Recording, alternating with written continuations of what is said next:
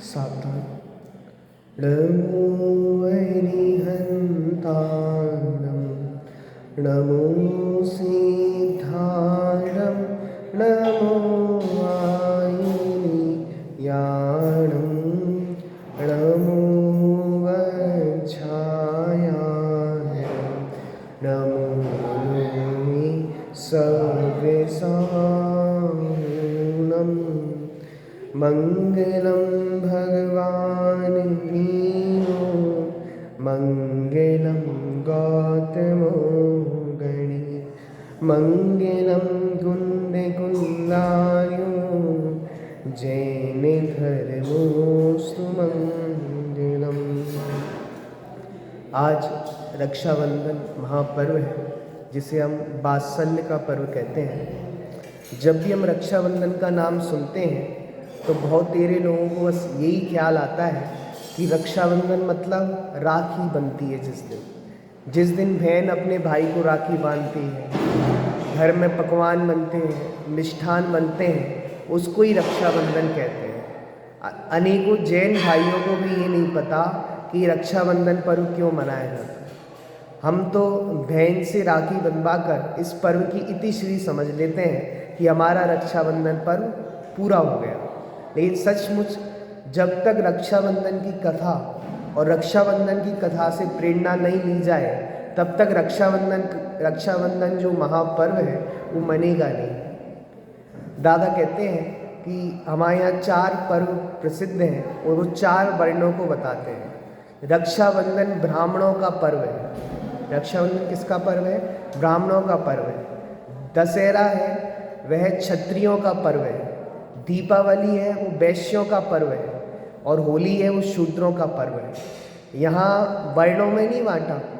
यहाँ तो यही कह रहे हैं कि जब रक्षाबंधन आता है तो रक्षाबंधन ऐसे समय पे आता है जब सभी साधु संत चतुर्मास करते हैं। मतलब यह चतुर्मास के अवसर पर आता है और यह चतुर्मास के अवसर में आने से आत्म आराधना का पर्व है। ब्रह्म मतलब जो आत्मा है उसमें लीन होना, वह वास्तविकता में ब्राह्मण है। जो ब्रह्म स्वरूप अपने आत्मा में लीन होते हैं वो ब्राह्मण कहलाते हैं। तो ये चतुर्मास के समय सभी लोग अपने व्यापार से निवृत्त होते हैं। साधु महात्मा नगर इत्यादि में निवास करते हैं तो सभी को सत समागम मिलता है। इसलिए ये रक्षाबंधन पर्व ब्राह्मणों का पर्व है। और दशहरे को क्षत्रियों का पर्व कहा जाता है। दशहरे के दिन लोग तलवार लेकर निकलते हैं, तलवारों की पूजा करते हैं, अस्त्र शस्त्रों की पूजा करते हैं। इसलिए दशहरा क्षत्रियों का पर्व कहा जाता है। दीपावली को वैश्यों का पर्व कहा जाता है, क्योंकि दीपावली से व्यापार प्रारंभ हो जाता है, सभी लोग व्यापार में लग जाते हैं।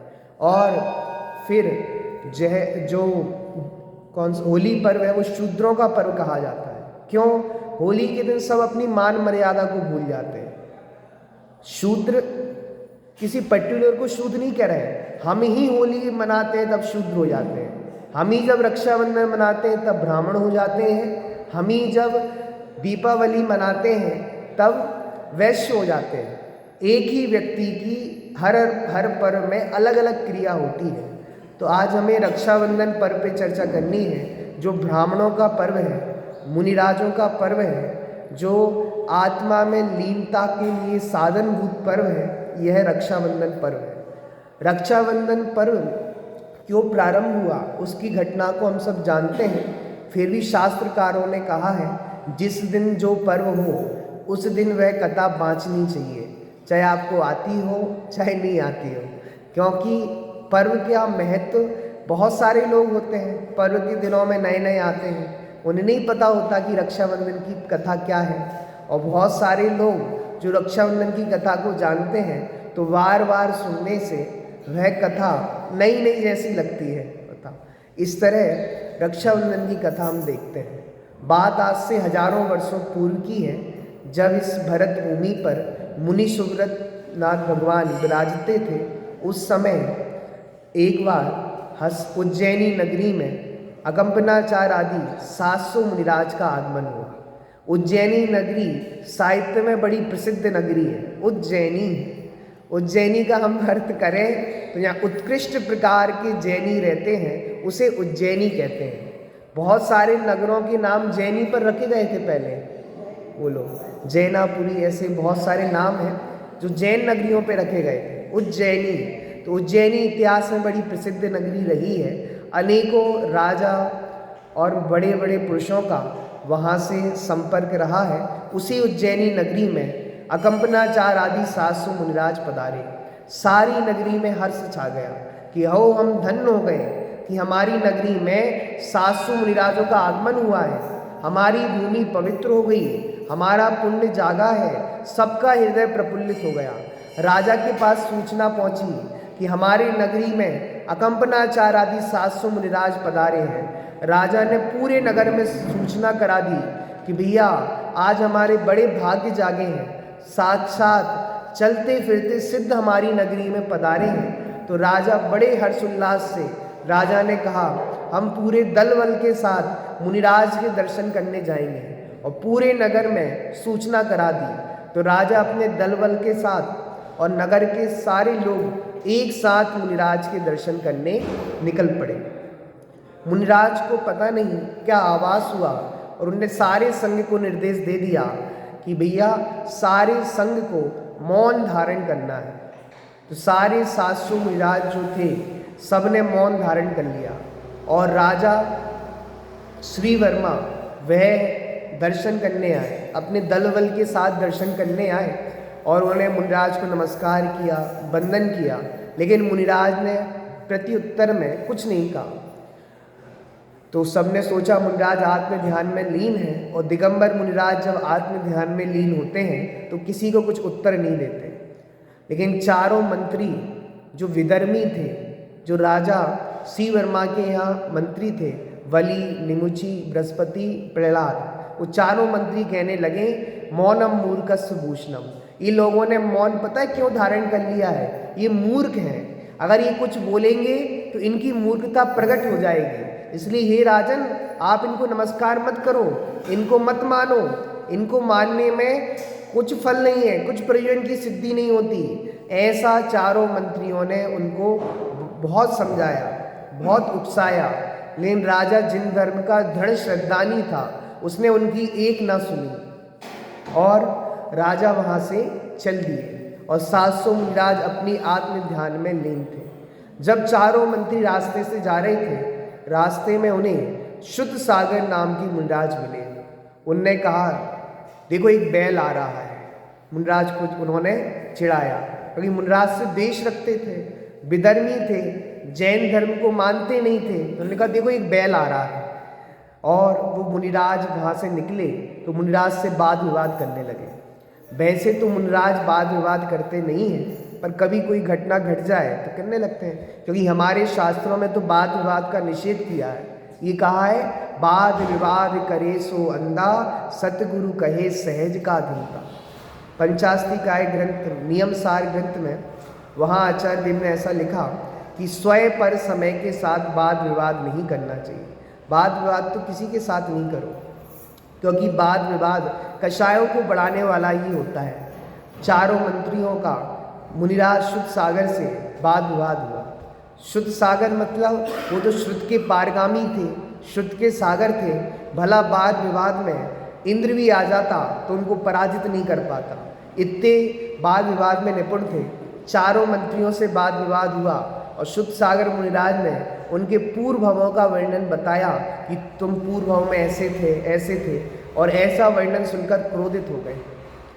सचमुच सांप को दूध पिलाने से वह बिसी उगलता है, ऐसी तीव्र कषाई जीवों के साथ वाद विवाद करने से कोई फल नहीं निकलता। सचमुच जहाँ तीव्र कषाई लोग दिखें जो अपनी मानते नहीं हो, वहाँ तो मौन रहना ही श्रेयस्कर है।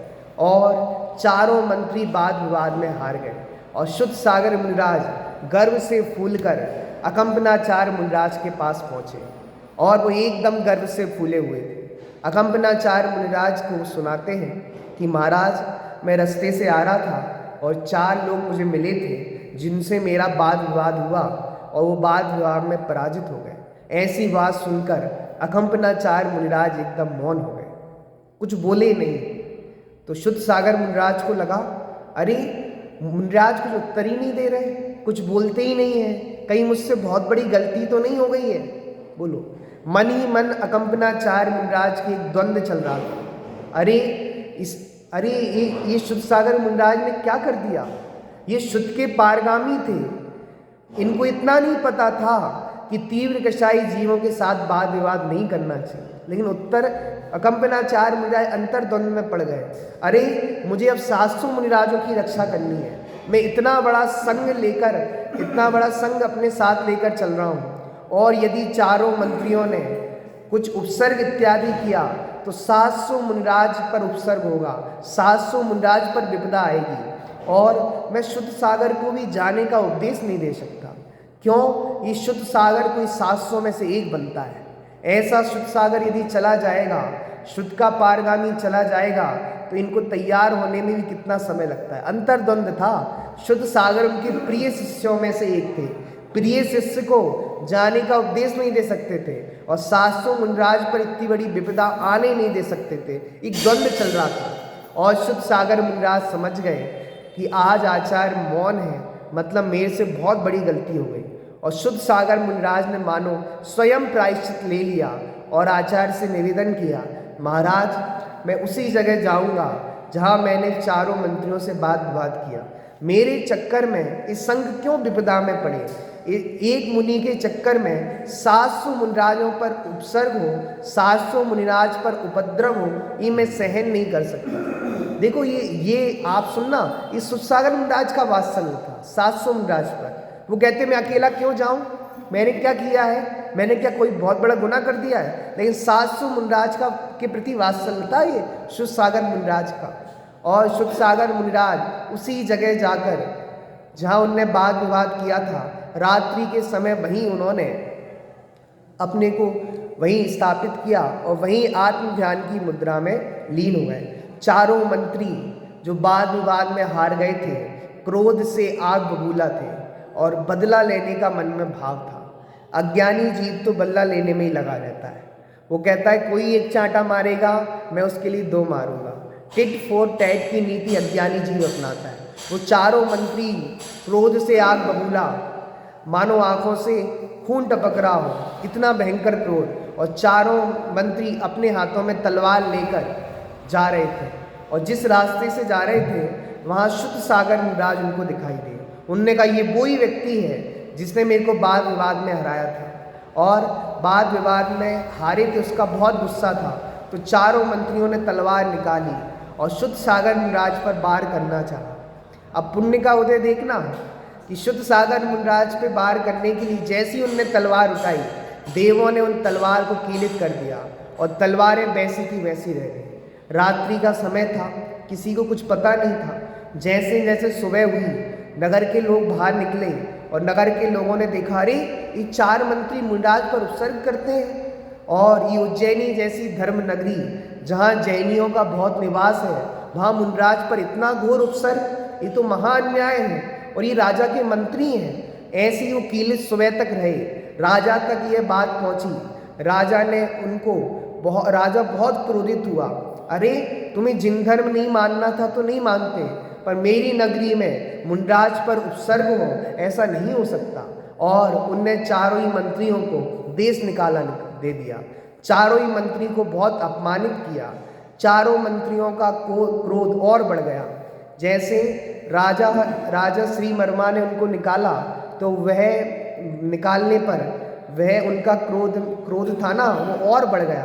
जैसे आग में घी डालते ना, तो इस राजा ने देश निकाला दिया, तो उसने घी का काम किया, और तेज गुस्सा हो गया उनको कि 700 मुनिराज के चक्कर में हमारी नौकरी चली गई, हमारी जगह चली गई, सब कुछ छिन गया और राज्य से निकाल दिया। अब गजब की आश्चर्य की बात है कि जब एक शुद्ध सागर मुनिराज पर उत्सर्ग हुआ तो देव बचाने आ गए।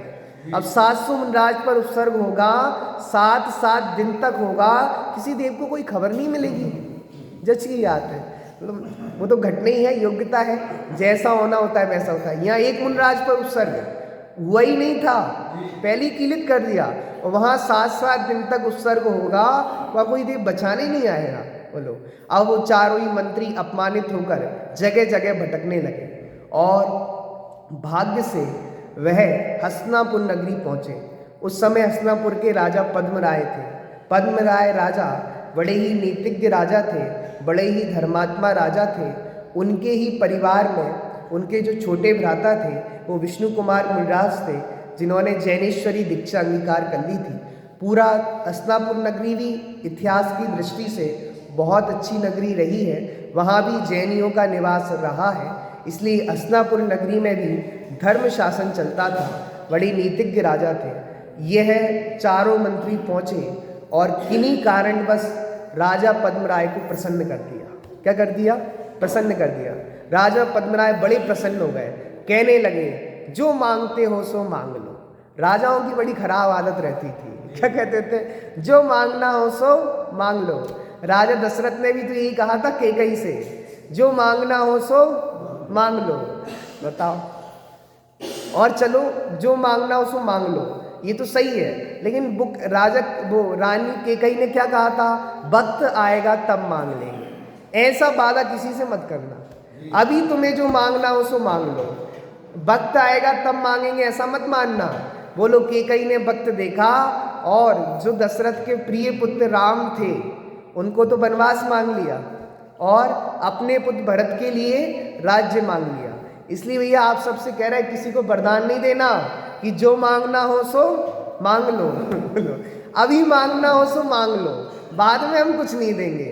और राजा पद्मराय से चारों मंत्रियों से ये कहा जो तुम्हें मांगना हो सो मांग लो। तो चारों मंत्री बड़े समझदार थे। उनने कहा कि जब मांगना होगा तब मांग लेंगे। आप पर ही हमारा जो वरदान था वो उदार रह गया और चारों मंत्री उस राज्य में रहने लगे। एक दिन क्या घटना घटती है, संयोग से उज्जैनी से विहार करते करते 700 मुनिराज, अगम्पनाचार्य आदि 700 मुनिराज वहाँ हस्तिनापुर नगरी में पहुँचे। जैसे ही चारों मंत्रियों को पता चला ये वही मुनिराज है जिसने हमको नगर से निकलवाया था, हमें अपमानित किया था, तो उनका क्रोध फिर से भड़क गया। अज्ञानी मुनिराज को देखकर भी कषाय करते हैं और ज्ञानी मुनिराज को देखकर समता भाव धारण करते हैं। निमित्त एक ही है, एक मुनिराज को देखकर समता भाव धारण करते हैं और एक मुनिराज को देखकर क्रोधित होते हैं। राजा सैनिक ने मुनिराज को देखा तो क्रोध से आग बबूला हो गया। उसने 500 शिकारी कुत्ते छोड़ दिए। अब सुनना, यशोधन मुनिराज की शांत मुद्रा देखकर वो शिकारी कुत्ते तो शांत हो गए, लेकिन राजा सैनिक का क्रोध और भड़क गया। अरे ये कैसे जादूवी मायावी महाराज है, इन्होंने मेरे 500 कुत्तों को बस में कर लिया। जब पशु भी मुनिराज की साम्य मुद्रा देखकर शांत हो गए, लेकिन अज्ञानी जीव मुनिराज के निमित्त से द्वेष करते हैं, क्रोध करते हैं। और जब चारों मंत्रियों को पता चला कि अगम्पनाचार्य आदि 700 मुनिराज नगर में पधारे हैं, तो उन्होंने राजा पद्मराय से कहा कि आपको जो हमने वरदान आपने सुरक्षित रखा है, हम आपसे ये चाहते हैं हमें 8 दिन के लिए राज्य दे दो। कितने दिन के लिए? राजा को भी इतना विचार होना चाहिए, इतना विवेक होना चाहिए कि हमारी नगरी में मुनिराज आए हैं, यदि मैं राजा नहीं रहूँगा तो मुनिराज निर्विघ्न रूप से कैसे रह पाएंगे। मुनिराज को यदि निर्विघ्न रूप से रहना है तो मेरा राजा होना जरूरी है।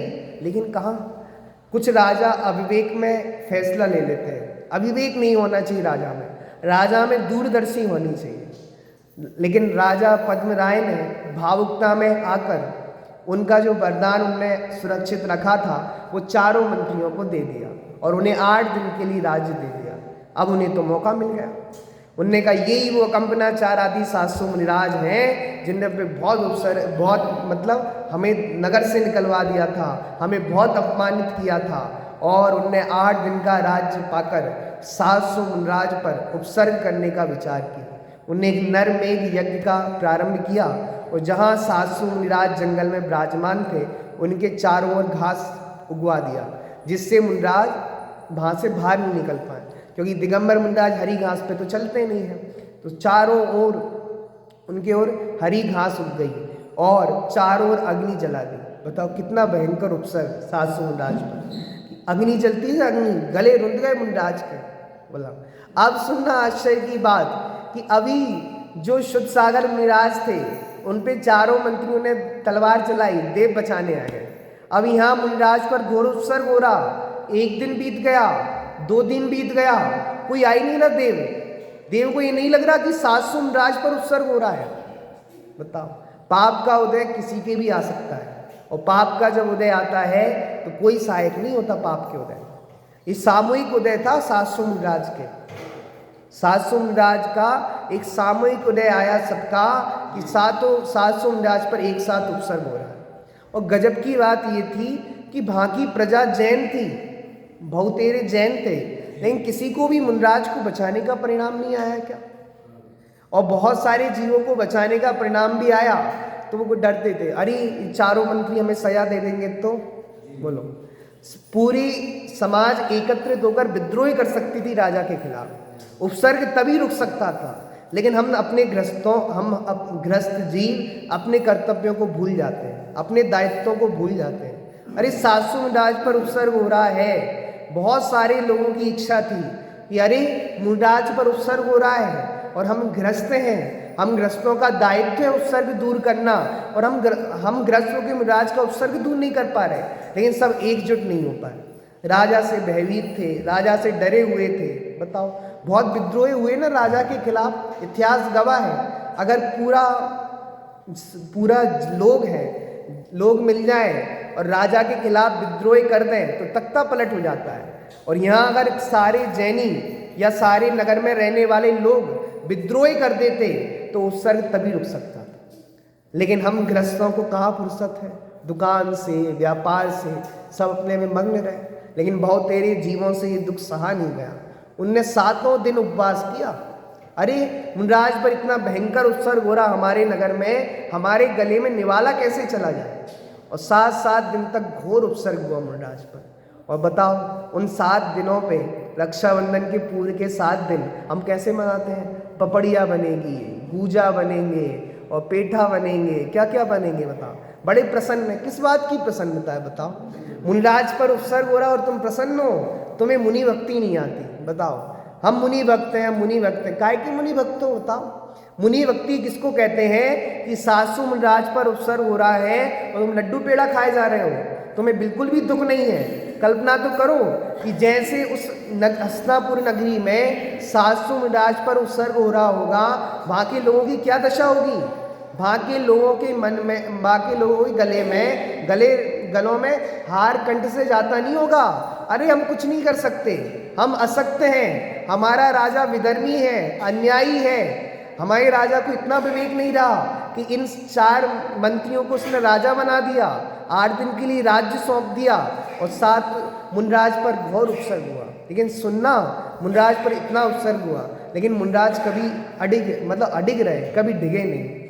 धन्य मुनिराज की समता, धन्य मुनिराज का जीवन, धन्य मुनिराज की समता, धन्य मुनिराज का। वाह, अग्नि जलती जा रही है, गले रुंध गए हैं, लेकिन मुनिराज की समता तो देखो, अपने ध्यान में लीन है, सामायिक की अवस्था में बैठ गए। 700 ही मुनिराज ने नियम ले लिया, जब तक उपसर्ग दूर नहीं होगा तब तक हम समाधि में हैं, तब तक हमने संलेखना धारण कर ली। और 700 ही मुनिराज ने संलेखना धारण कर ली। बताओ, अब बात करना, अब 7 दिन तक घोर उपसर्ग हो रहा, कोई बचाने नहीं आ रहा, कितना भयंकर उपसर्ग होगा।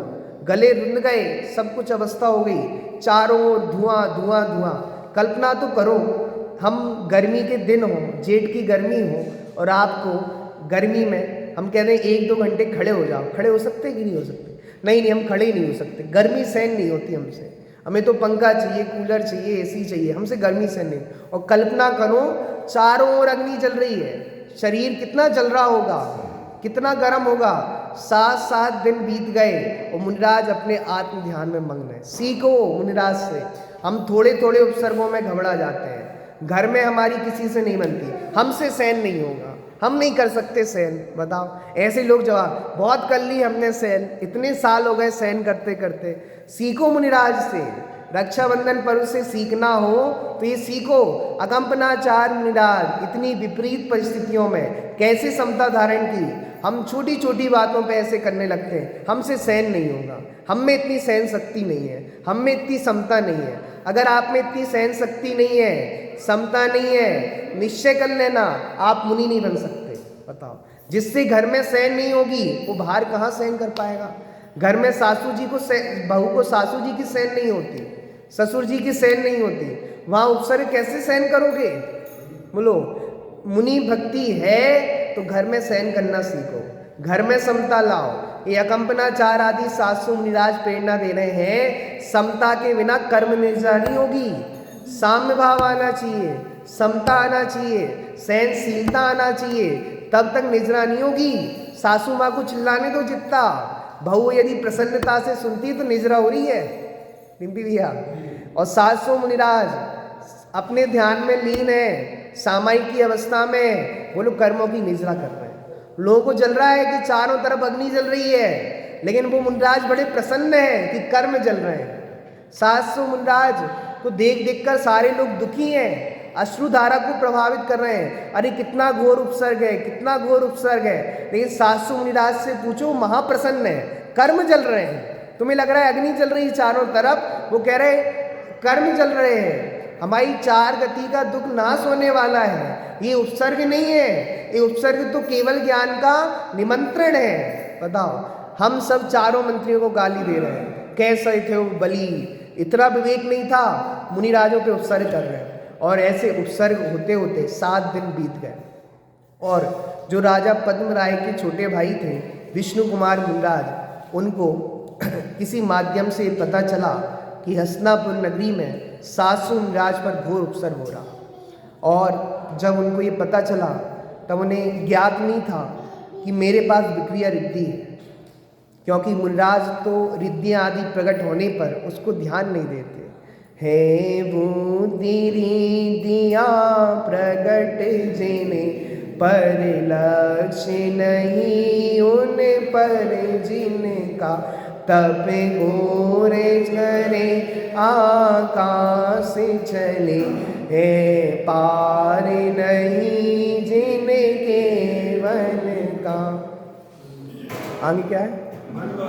वांछित रूप बना सकते, भारी हल्का लंबा छोटा, जो सर्वौषधियों की रिद्धि है, अदीय चीण से ना टूटा, पर नहीं प्रयोग करे इनका, निज ख्याति लाभ पूजा हेतु, इन समय जड़ भव छोड़ू, जो होवे वह मुक्ति से।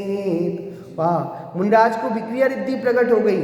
अपने शरीर को बड़ा भी कर लें, छोटा भी कर लें, हाथ को कहीं भी फैला लें, ऐसी विक्रिया रिद्धि प्रकट हो गई।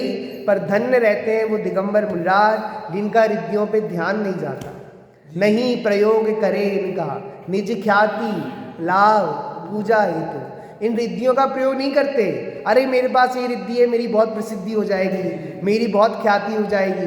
ऐसे विष्णु कुमार मुनिराज को विक्रिया रिद्धि प्रकट होगी और उनको ये पता ही नहीं था मेरे को विक्रिया रिद्धि प्रकट हो गई। अणिमा रिद्धि, लघिमा रिद्धि, महिमा रिद्धि, ये विक्रिया रिद्धि के 8 प्रकार होते हैं। तो विष्णु कुमार मुनिराज को विक्रिया रिद्धि प्रकट हो गई थी, पर उनको ये पता नहीं था। फिर उन्हें ज्ञात हुआ कि हाँ मेरे पास विक्रिया रिद्धि है और मैं इस विक्रिया रिद्धि के द्वारा सासु मुनिराज का उपसर्ग दूर कर सकता हूँ। लेकिन मुनि अवस्था में उपसर्ग दूर करना संभव नहीं था। बताओ, देखो वात्सल्य, सासु मुनिराज के प्रति कैसा वात्सल्य था कि उन्होंने अपना मुनिपना त्याग दिया। इसलिए तो हमारे शास्त्रों में कहा, सीखो विष्णु कुमार मुनिराज से वात्सल्य। समंतबद्ध आचार्य, इतने दिग्गज आचार्य, उनसे पूछा गया कि महाराज आपकी दृष्टि से वात्सल्य अंग में कौन प्रसिद्ध हुए, तो उन्होंने कहा विष्णु कुमार मुनिराज। अरे जिन्होंने अपने वात्सल्य के भाव के लिए मुनिपने का त्याग कर दिया। भाव दीपिका में तो ऐसा लिखते हैं, एक साधर्मी को दूसरी साधर्मी की रक्षा के लिए प्राण भी त्यागने पड़े तो वह कम है। विष्णु कुमार मुनिराज कह रहे हैं मेरा वात्सल्य भी इतना बड़ा नहीं था, मैंने तो मुनिपद छोड़ा था। जिनवाणी तो ये कह रही है कि साधर्मी की रक्षा के लिए प्राण भी देने पड़े तो दे देना।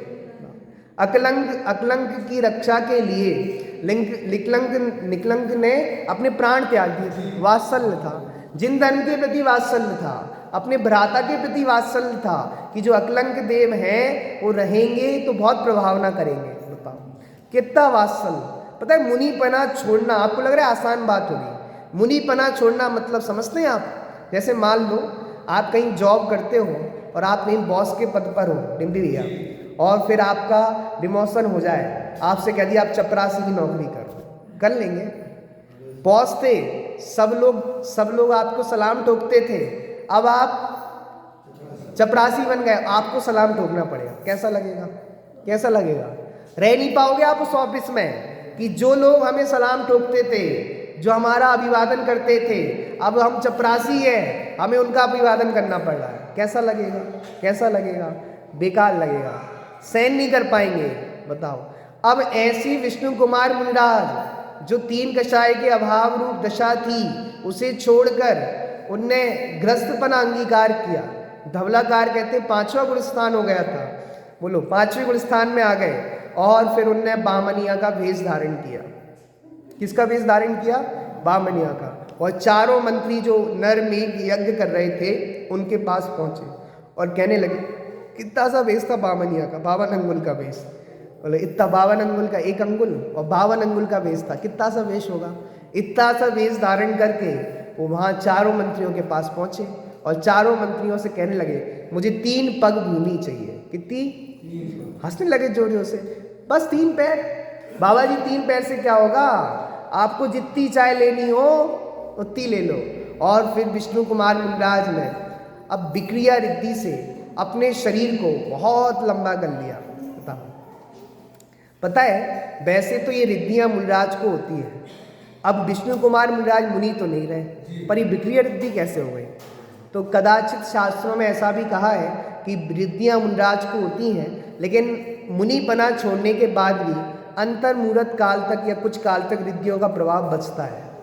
गृहस्थ अवस्थाओं में रिद्धियां नहीं होती, मुनिराज को ही रिद्धियां होती है, लेकिन अंतर्मुहूर्त काल तक कुछ समय तक रिद्धियों का प्रभाव रहता है।